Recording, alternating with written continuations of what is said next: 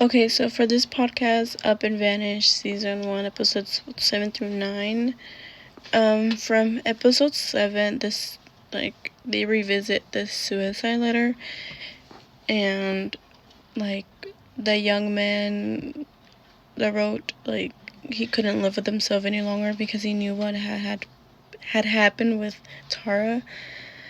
He, attached 12 names, and with those 12 names, the GBI, brought them in for, DNA swabbed, and none of them came back to be a connection with the DNA, which I found interesting. And then Maurice, I think his name was, I don't know, got in contact with one of them and asked them, why do you think? And he answered he doesn't know, which is I don't know, it's just interesting, that his name was written down and with those 11 other people. And then throughout the thing, it also said that the GBI mentioned when they brought them in, the GBI mentioned the DNA in the glove and asked them if anyone had had sex with Tara, which is interesting to me.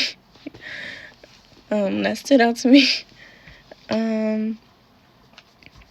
It did mention how the suicide victim had been in a car accident and had possible brain injury, which is interesting to hear. But also rumors and relationships were a big part of these episodes. And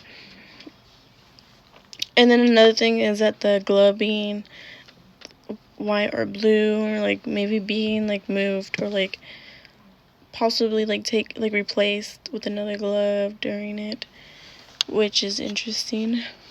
And going back with the glove, I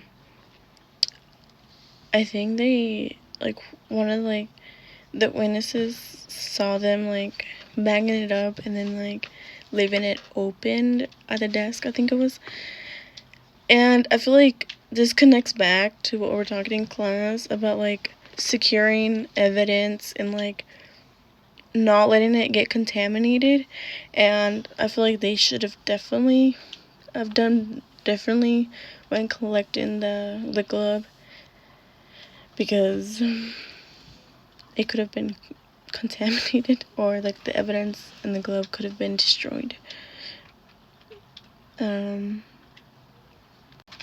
And then Tara's emails, it definitely makes you see a different side of her. It makes you think differently of her after. It's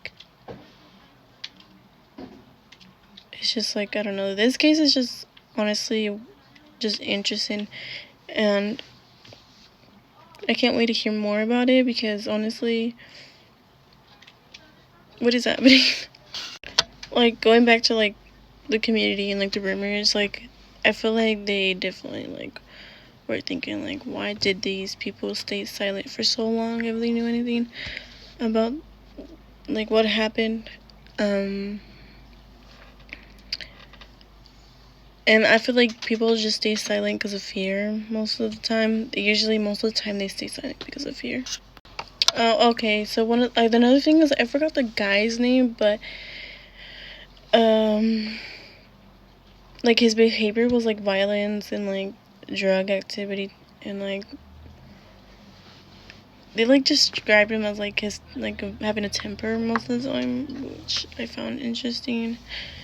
But his name wasn't just a floating around, he was the guy they were interested in.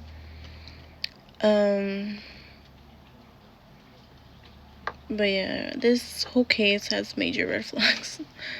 Honestly, they could have done so many things differently that could have helped them solve this case. But yeah, those were my thoughts, and I can't wait to hear some more next week. Thank you.